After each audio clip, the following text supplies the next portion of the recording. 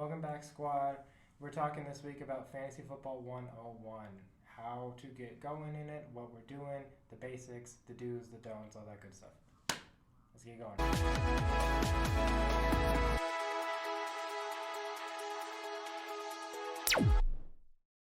Welcome back, y'all. As I said, we're starting with the do's and don'ts of fantasy football. And the number one do, I would say, is do make sure that you grab a running back and a wide receiver in the first 4 rounds. Ideally, you want both.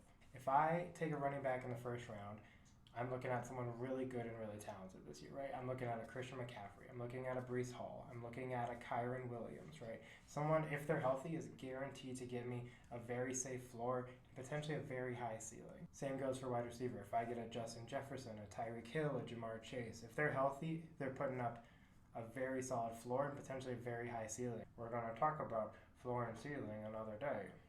My first don't for you, don't take a quarterback in round one like I did the first year I played fantasy football. Josh Allen is super tempting. Jalen Hurts is super tempting. Mahomes is very sexy. Pause. I wouldn't take one in the first round. Now, Josh Allen is fairly safe if he's healthy. Jalen Hurts fairly safe if they're healthy. But I would never take a quarterback above Justin Jefferson, above Jamar Chase, above Christian McCaffrey, right? Above these really pivotal pieces because there's scarcity. And a big reason for this is because you have to start two of every position. Everyone only has to start one quarterback in a 10-team league or a 12-team league. So most leagues aren't going to go over a massive amount of quarterbacks. You're not going through 20, 25 quarterbacks in a fantasy league because you only need 10. Now, some people will have backups. Some people will take bench spots. There was a lot of injury this past season, and that scared some people. But quarterback is relatively, one of the safer positions as opposed to a running back, which is probably the most injury prone. Which brings me to my second do. Do add running back depth. Please, please, please, please do this. You will thank me later. If I take Christian McCaffrey at the 101, I'm committed to taking at least a handful of other running backs behind him. Not because he's not good. He's amazing. He's the number one RB coming into 2024. Because if he gets hurt, I have lost my number one draft pick. If you look at Nick Chubb this past season, he got hurt and completely blew out his knee. And then he was useless for you. So people drafted him in the first 2 rounds, and if you didn't have a good backup option, you were screwed. So make sure you get a good backup running back. Another do I would say is target good offenses. Teams who score a lot have opportunity a lot, right? If you look at the Chiefs, if you look at the Bills, if you look at the Ravens, there's a lot of mouths to feed in some of those offenses, but they score a lot. So there's a lot of opportunity for people.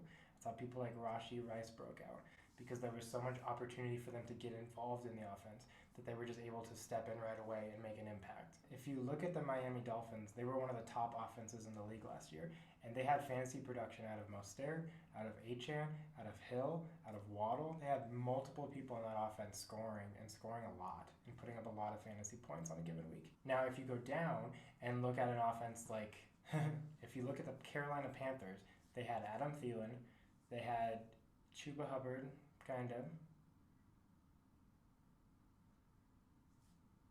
That's really it. And Thielen dropped off near the second half of the season. Find an offense that's productive and will score and get points. And that often is tied to a good quarterback. The next do I have for you is do get running back handcuffs. And I'll explain what that means. So a running back handcuff is a backup running back, often on the team of the player that you drafted. So let's say I go to Seattle's team and I draft Kenneth Walker. Good running back, really solid runner, should be very good.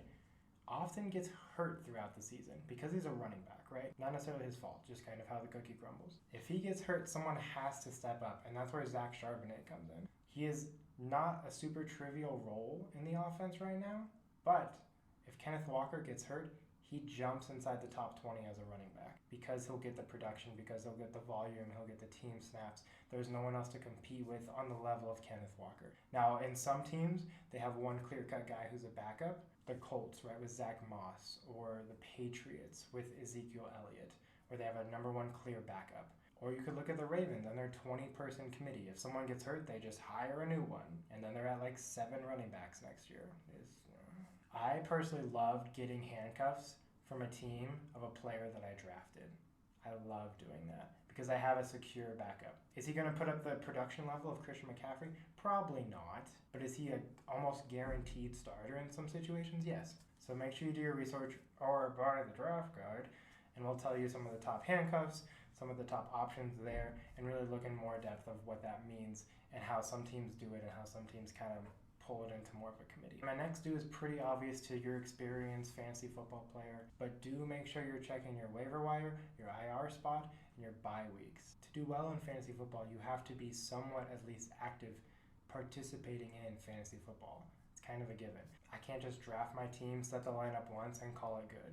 Typically, bye weeks come, injuries come, better matchups come along, and you'll want to sub your team in and out depending on who they're playing, or really who they're not playing. My last don't is don't draft a kicker or defense early or even in the middle rounds. Don't do it. Often I see halfway through the draft, I see someone take a defense, and that's fun and exciting if you have the best defense in the league, but in 2 weeks you're going to have them on your bench or drop them depending on the matchup, and you could have gotten a sleeper wide receiver or a backup running back instead. Kickers are hard to predict, but I'll talk more about it in the draft guide and I'll talk more about it in another video. Basically, don't draft a kicker until the very last round.